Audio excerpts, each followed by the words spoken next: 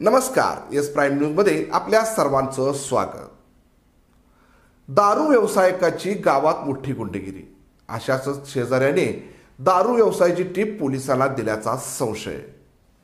यातच रात्री शेजारच्या कुत्र्यानं अवैध दारू व्यावसायिकाची कोंबडी खाल्ली। या रागात दारू व्यावसायिकानं थेट आपली चारचाकी गाडी काढून या कुटुंबाच्या अंगावर घातली। यामध्ये 6 जण चिरडले गेले। यामध्ये 3घांचा जागीच मृत्यू झालाय।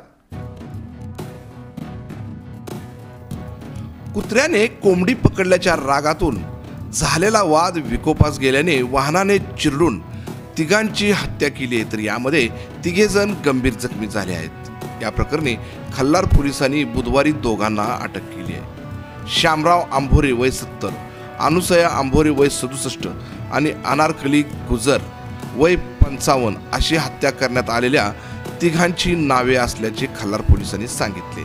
तर या हल्ल्यामध्ये किशोर आंभोरे, उमेश आंभोरे व शारदा आंभोरे हे गंभीर जखमी झाले आहेत। संशयित आरोपी चंदन गुजर व राधेश्याम गुजर या 2घांना पोलिसांनी तात्काळ अटक केली आहे। दर्यापूर तालुक्यातील नाचुना येथे चंदन राधेश्याम गुजर यांचा अवैध दारू विक्रीचा व्यवसाय आहे। अनेक वर्षापासून संशयिताची गावात मोठी दादागिरी आहे। काही दिवसांपूर्वी त्या घरावर पोलिसांनी धाड टाकली होती। ही माहिती आंभोरे कुटुंबियांनी दिल्याचा संशय त्याच्यावर होता।